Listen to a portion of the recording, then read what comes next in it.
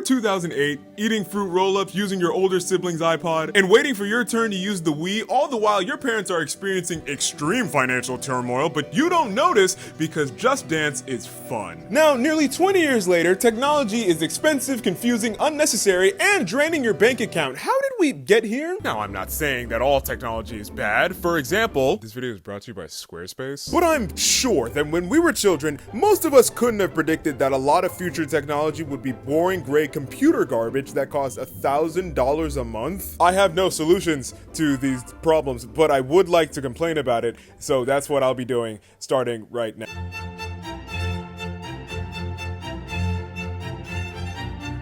I think what makes technology feel really cool is when it's big and revolutionary and it changes everything. Because that's what makes it revolutionary. That's what makes it a breakthrough. It's something that immediately changes the way we live life. It changes quality of life. It changes lifespan. It makes the virtually impossible now possible. Things like vaccines, discovering cells and germs, planes, highways, the smartphone, the internet, indoor plumbing, and washing hands before surgery. And they don't happen every day, but when they do, it's something special. It changes the way you look at the world and what's possible. If you asked a kid in the 50s what they thought the future would look like, do you think any of them would have predicted social media? No. There's videos on this stuff. You can look it up. Every time they always mention like flying cars or robot servants or like something cartoonishly random that'll never happen, like a Jimmy Neutron style haircut machine or like roller coaster cities. That would never happen.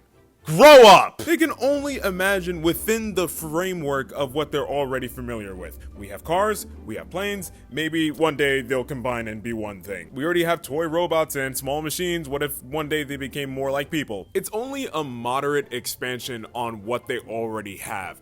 But applying that to today, I genuinely don't know where to go from here. If we're not thinking of silly and ultimately impractical devices, I can't think in this very moment of genuine technological advancements I'd like to see in the future. I say that now that I can't think of a single thing, but watch, by the end of the year, there will be like 7 different life-changing inventions and innovations, and for some reason, China will be so much better at making them. And while we're on the subject, I don't like it when people complain about not having flying cars yet. It's a dumb thing to complain about because that is a really complicated thing to make widespread. I'm not even talking about the difficulty of making a thing that's rugged enough to traverse regular terrain on like highways and regular streets, and all the while being aerodynamic and light enough to literally fly as a plane. And I'm not even gonna touch on the fact of how you're gonna make it affordable for the average person. No, forget all of that. I'm talking about the fact that a flying car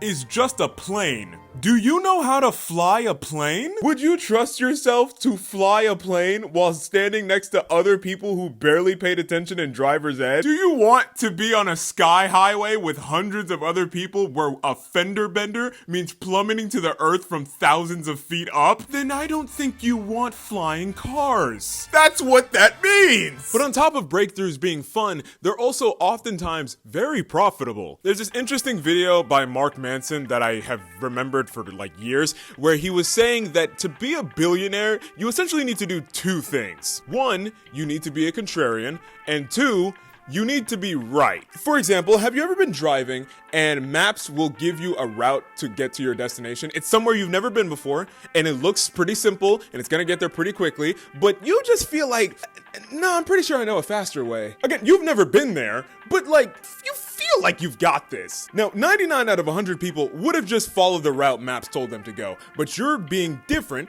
and it could pay off. And that's what being a contrarian is. You see the 99% going one way, you're going the opposite way, with the premise that you'll get to the destination faster. Now, being different, that's the easy part. The second part, actually get to the destination faster. Which, if you're going to a destination you've never been before, you're probably not going to. That's why the 99% of people just follow the maps route, because that's just most likely the best way to do it. But to be a contrarian that's correct and to become the billionaire that discovers a hidden market with untapped treasures, you don't need to be right all the time, because you just need to be right once. That's how you strike gold. Going on a trip, yeah, most people get hotels, but I'm pretty sure staying in a random person's house would be better. That's Airbnb. Going on a trip across town, yeah, I could drive there myself or I could get a taxi to do it, but I feel like riding in a stranger's car might be a little bit more convenient. That's Uber. Hey, you want something from the store? Yeah, you could go get it yourself. But what if you had access to literally every product ever sold in the history of mankind at your fingertips? Yeah, that's Amazon. So the thing is, when you have this mindset of I have to be different, being different is the key to ultimate success. That's cool and all, but then you have 1,000 companies all trying to be different. Are some of them going to end up being the 1%? Sure, but the rest of them who end up being the 99%, they're just a business that doesn't need to exist. They're creating a problem and then trying to convince me that they have the solution. This is never a problem a regular human being has had. Like, you're wasting resources trying to invent problems that don't exist so you can sell solutions that are entirely unnecessary. It's just a bad use of time. You don't have to be different. You could just do something the boring way and just try and be really good at that. That could work. Case in point, do you remember that juice company from a few years ago that sold a $400 juicer, and they also sold the juice packs that come with it? But it turns out that the juicer is essentially just a hydraulic press, and all the juice is already pre-made in the pack that you can squeeze out by hand. And you may be thinking to yourself, if I could just squeeze the juice packets by hand, why would I go through the effort of buying the $400 machine?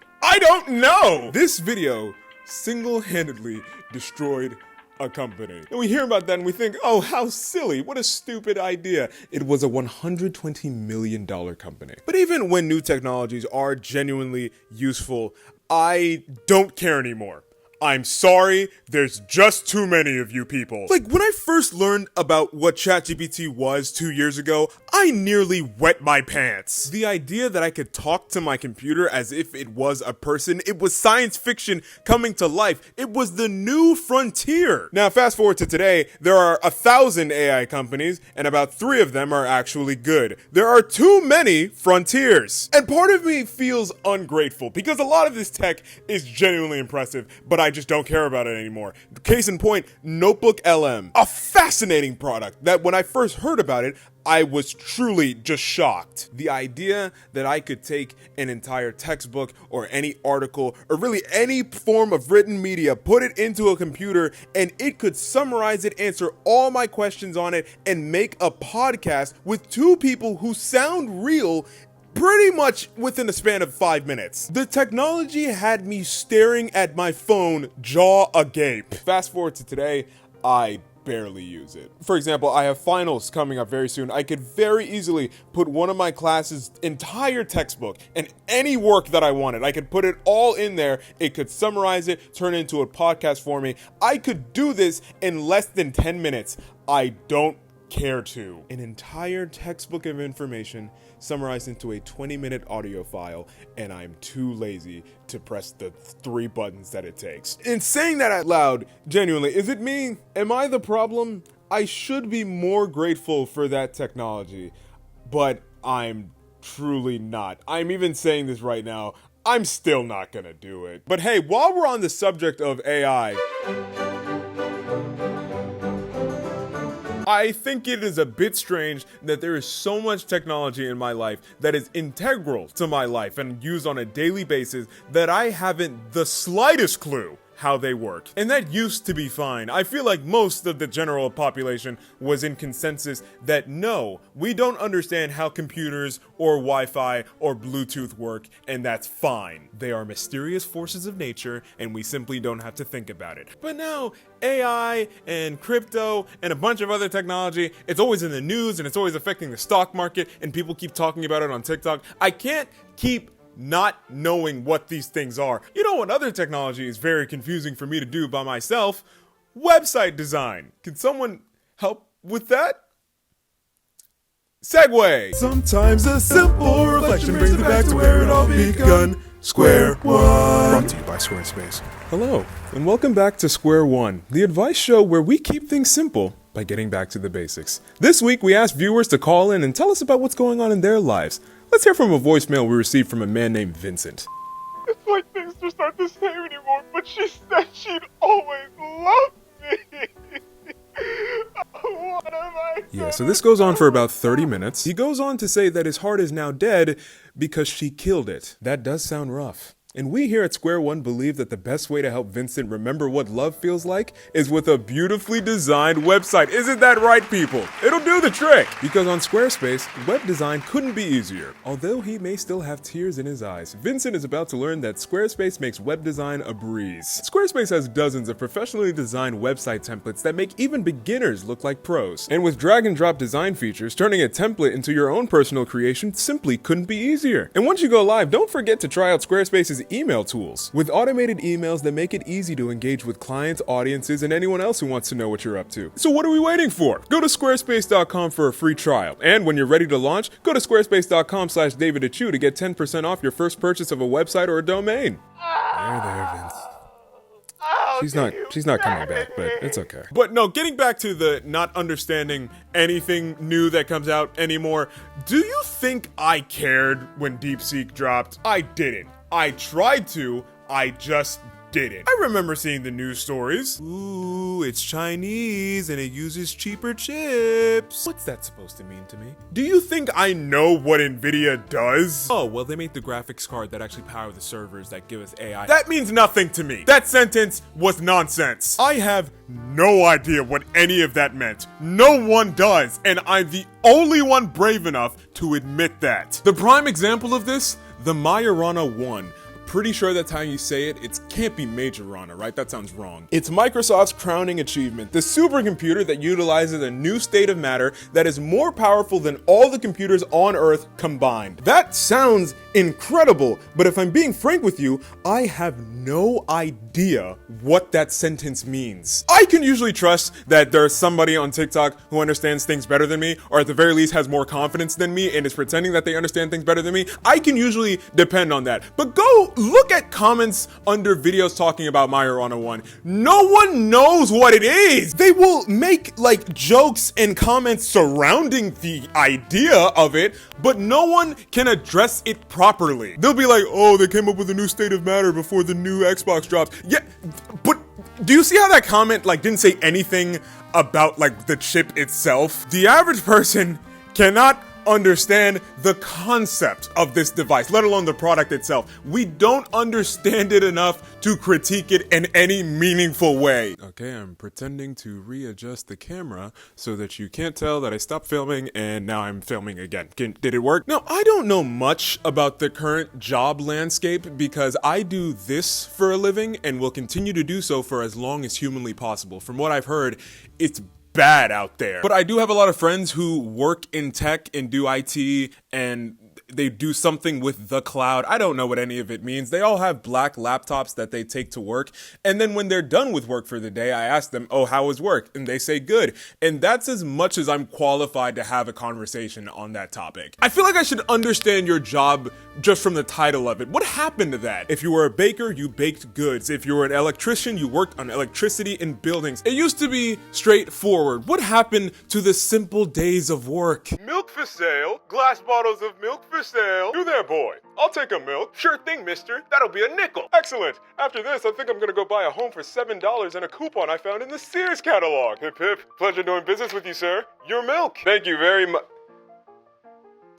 This is a cardboard carton, not a glass bottle. Yeah, I couldn't find a glass bottle of milk for this part of the video. No one sells that. That's a ridiculous container choice for holding milk. And it's almond milk. This isn't very era appropriate. Also true, I should have tried harder for this bit. And it's expired. Yeah. While we're talking about that, how are we supposed to solve the problem of AI taking jobs? What are like laborers supposed to do? People who aren't in tech in the slightest. Where are they supposed to go? Technically, I have a friend who recently did this. Now she was going into sonography, but then she switched completely and then now she has a tech job. She didn't have any experience beforehand. She did a course for like 4 months and then now she's working. And I was happy for her. I thought it was cool. She literally just did an online course for a few months and now she's like hacking the mainframe for 8 hours a day. That sounds cool. But then I was writing the script and I thought to myself, no, what does she actually do? I help old people, patients, to navigate their system. Okay, so you teach old people how to use technology?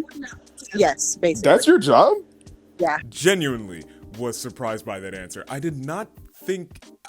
I don't know what I thought it was, really. Here's my thinking. If it's a primarily digital job, that a person with no experience or background whatsoever was able to learn completely within a matter of months, is it unreasonable to assume that an AI could do the same thing at some point eventually? If that happens, then what is somebody like her supposed to do? Like, how confident are you on a scale of 1 to 10 that AI will not take your job in like 10 years?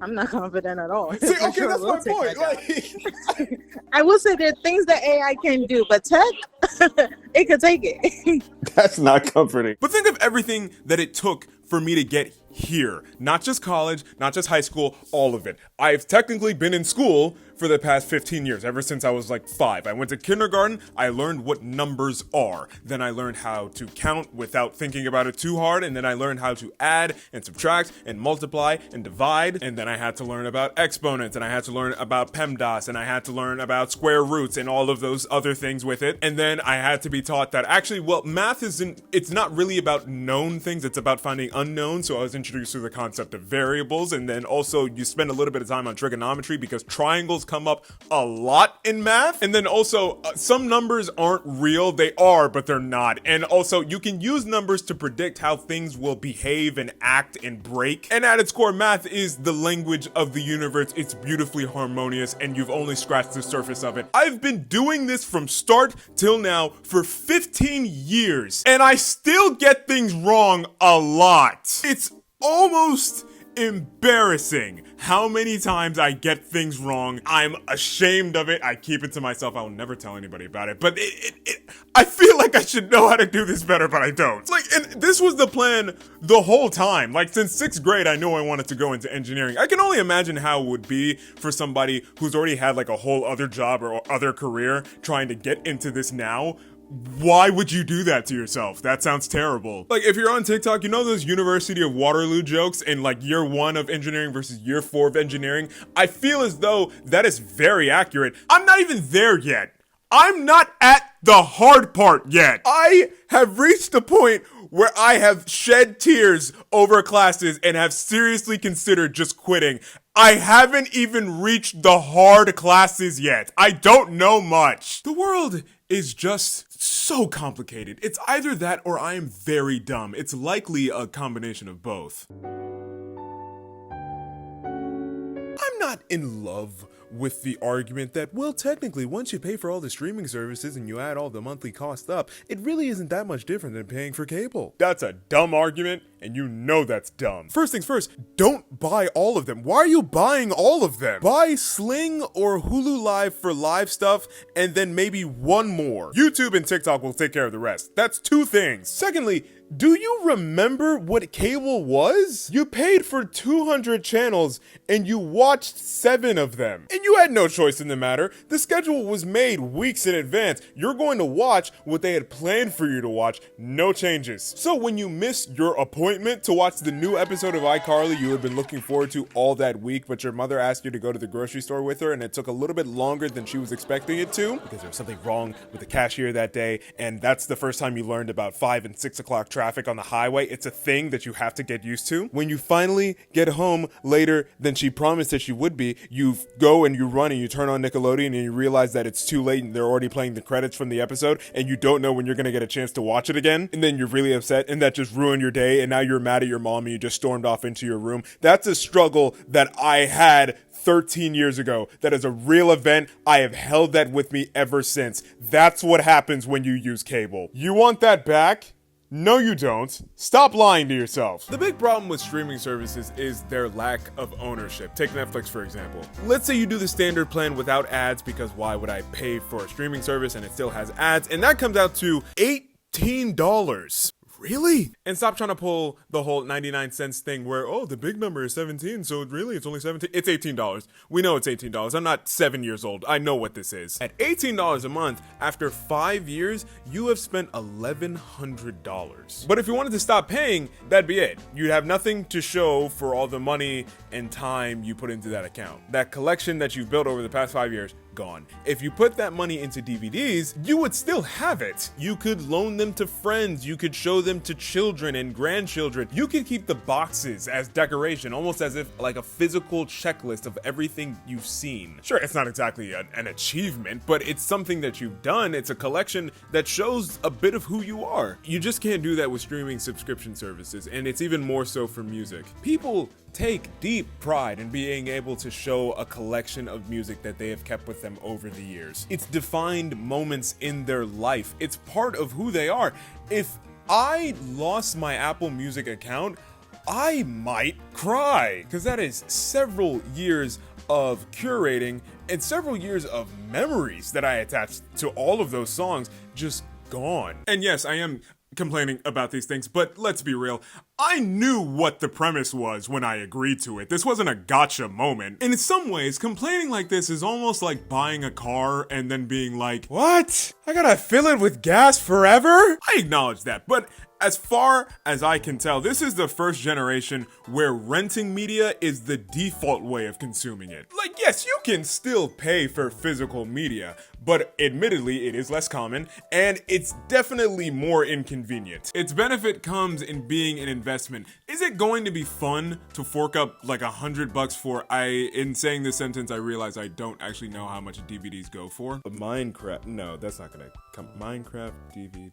They do. Okay, $20. That's gonna be the baseline. It may not be fun to fork over $100 to get 5 DVDs when you're first starting out your collection, but once you've done that over what, 10, 20 years, you'll have an impressive collection. So no, this is not me saying that all subscriptions are bad. I subscribe to things. I have Hulu, I have Apple Music. The sponsor of this video is a subscription service. There's a time and place for these things. I think it makes sense if you're paying for something that's being actively maintained, or you are renting something that is yours, or you're paying to have casual access of an ever-growing library. Things like that I feel are reasonable if the price is right. I'm simply saying I would prefer if just because something is digital, that didn't mean I had to pay for it every month of my waking existence. Why is it possible that I can buy a printer and I can have the physical ink in there, but I can't use it because I didn't pay for a printer subscription, even though I have the materials to print the thing? That makes absolutely no sense. Why is that a thing? Here's something I saw about when I was researching this topic: post-purchase edits. Let's suppose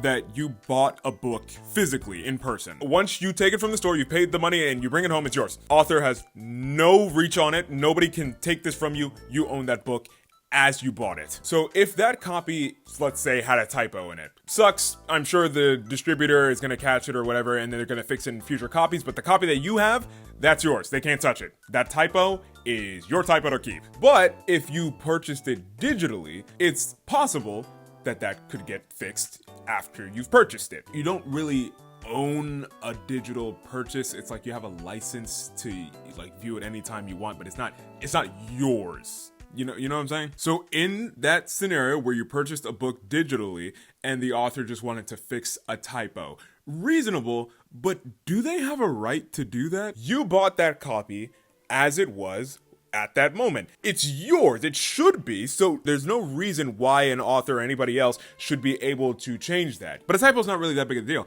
What if they wanted to cut out a page? What if they wanted to change a storyline? What if they wanted to make major edits to the book? Technically, what's to stop it? Because if that became a widespread thing, I don't think ownership of media could really truly exist at that point. There's no permanence to it. It can change and morph and be as fluid as it wants. That's not ownership, that's being able to view it. I want to be able to have it. So in the digital landscape, are you ever really promised true ownership? If there's any way to access it and change it after you've already purchased it, can you ever be sure that that will never change, that it will remain in the state in which you bought it? That's your daily dose of existentialism from yours truly. Okay, for this argument, I'm gonna assume you have an iPhone. So you have an iPhone, right? Let's assume that it never stops working. How you bought it, that condition is what it stays in for the rest of time, and Apple stops making new phones. Will you ever feel the need to change phones? Probably not. Because it's fine. It's a phone. It takes calls, it sends messages, it takes pictures, the battery lasts all day. It's fine. I don't need any more than this. Okay, but let's bring it back to the real world. Now your phone, it breaks down as normal. So again, hypothetical situation, Apple doesn't release any new phones, nor does anybody else, but your phone does break down as normal. And instead of having ads for new products, everyone just advertises all their repairing services. So because every machine breaks down, especially machines that you use for hours a day, every day for years straight, everyone just advertises all the repairs they can do. It's on every ad you watch, it's every tech review site. Everything that everyone talks about when relating to these companies is not the new products they make, it's all the convenient repair services they offer. Okay, with that scenario, would you ever feel the need to purchase a whole different phone? Probably not. Because again, it's fine. It does what it needs to do most of the time. 90% of the time it works fine. The last 10% can be easily repaired. It's fine. But unfortunately, we do not live in either of those realities. Every September, Apple makes a new phone, and every January, Samsung releases a new phone. And all the other companies that I'm not going to sit here and list. They all make new phones, and it's all that they'll talk about for a year straight. It's on the front of their website. It's the subject of every ad that they make. It's what all tech review people talk about. And yes, can you repair it using those companies? Sure, I'm sure it's in the back of their website or whatever, but look at the new shiny thing. Don't you want to buy that? Speaking for myself, I think I've been convinced to consider replacement as the default option as opposed to repairing, because repairing is boring and it takes too much time and it's not flashy. You know what is flashy? Buying the shiny new device that I've been seeing in all the commercials lately. That's fun. And really, if you think about it, it only costs like $100 more. Well, that's $100 plus the $500 that it also costs. But really, when I got this phone that I have currently originally, it technically was only $300 cheaper. So if I put the trade-in deal for this, it's actually going to save me about $150. So really, I'm saving money by purchasing the new phone. It'd be ridiculous for me not to. I know that math didn't make any sense. Shut up, let me have this. The math may be wrong, but if I don't think about it too much, it's fine. But it's just not worth it. Sometimes it almost seems that new products just have extra features because it looks nice in the commercial, and in your head you could think like theoretically that's a fun thing to have, but in practice this is ultimately useless. Prime example, refrigerators with screens. If you have one, say it in the comments. I am thoroughly convinced that after 3 days, the novelty wears off. As an engineering major, again, I don't know much, but I am coming to appreciate that things break all the time. All I've been studying in mechanics is just how things break. The way I see it,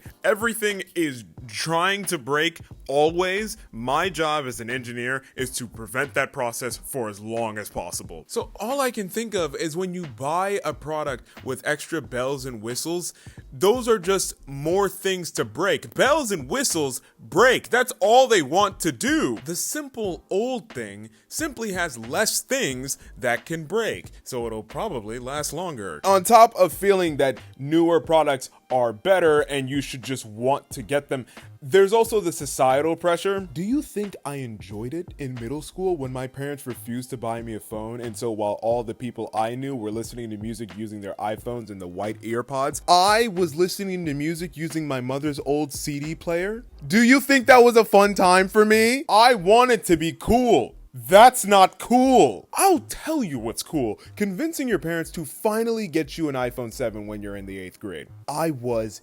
insufferable. To give you a sense of where I was at, I would regularly tell people if they didn't have Wi-Fi, oh yeah, you can get on my hotspot. And then when there were 7 people on my hotspot, because I had specifically told 7 people that they could use my hotspot, I would then complain that there were 7 people on my hotspot. I would try and say it just loud enough to not be too obvious, but also to make sure that everyone heard me. Oh my gosh, guys, why are there so many people on my hotspot? Oh my gosh. Those are real things that I did in efforts to be cool. It did not work. Now, of course, that was middle school, and in middle school, all things are bad always and forever. But even though you get older, that feeling does not go away entirely. I currently have an iPhone 13. It's fine.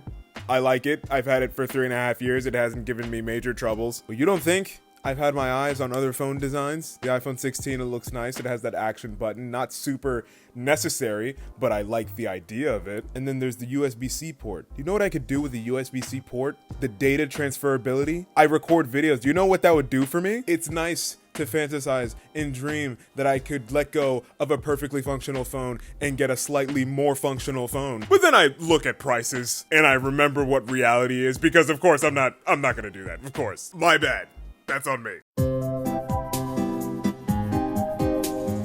I really like the idea that technology can be lended and borrowed and shown off and left behind for children and other relatives. Because it's something to remember. It's something that stayed with you throughout multiple years, if not decades of your life, and you get to share that with the people around you. But I just don't think that's as realistic or as likely to take place today, especially with technology. But it's not only that. A lot of things feel just transitory, like memes or fast fashion or famous people or friends sometimes. Things change really quickly, and as a young person, I guess I should be used to this. Like, we grew up in the social media age. Things change all the time. Memes that were funny yesterday are not funny today. I acknowledge that, but sometimes it's too quick. We get bored too easily. It annoys me when people treat something that's meant to last as just disposable and you can get rid of it anytime you want. For example, I don't know if this is correct, but most of the time, I find myself in the mindset that if you use therapy speak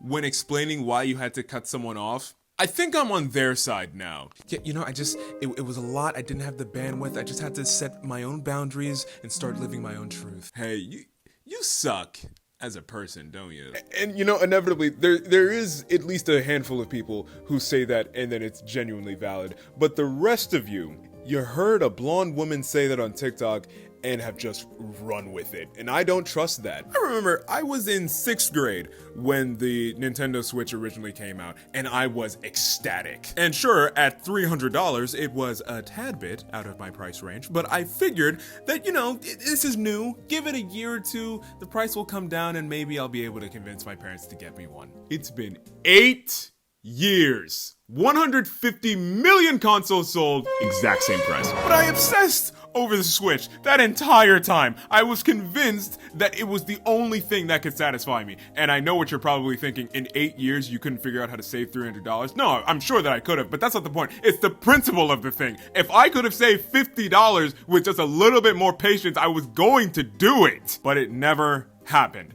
I will tell you what did happen. A few weeks ago, I found my old DS, and I'd remembered there was like an old game that I got for it that I never actually got a chance to play, and I was wondering, that might be fun. Let me try and get this started again. So I got my old charger, plugged it in, didn't work, and I'm still in the mindset of, okay, it doesn't work, throw it away, buy new. It's an old console. It's 20 years old by now. I'm sure I can get one used for like 40, 50 bucks. No. $110. Nintendo, what is wrong with you? I sat back, calmed down, started thinking, you don't have to replace everything. Sometimes you can just repair. And I realized, yeah, this thing is 10 years old. It probably just needs a new battery. And after $12 on Amazon, I have my childhood back. Is it as technically good as a Switch? No. Obviously not. But I do enjoy it, and it's great because now that it's 20 years old, it's so old it's actually retro now. I brought it to a friend's house the other day, and I didn't get the whole thing of, oh, look at you have such an old console, you're so lame. This isn't middle school anymore. We didn't have to do that. No, they were like laughing at it with me. They were like, oh my gosh, did you get your old DS? I was like, yeah, I did. I thought it was cool. They thought it was cool. The stigma was completely gone. I was just able to enjoy it. So yeah, I mean, you don't always have to get new. Do I still want to Switch? Yeah, I kinda, but this definitely does the trick. And I'm gonna use it for a while. Ultimately, I think it's beautiful that no matter how technologically advanced we become as a people, we are still people at our core. We still fall in love and appreciate art and cry and laugh. And also we do the thing of thinking that the next generation, they're the ones that are in trouble because then technology got too good. We'll always do that. And then their children will do the same. And it never ends.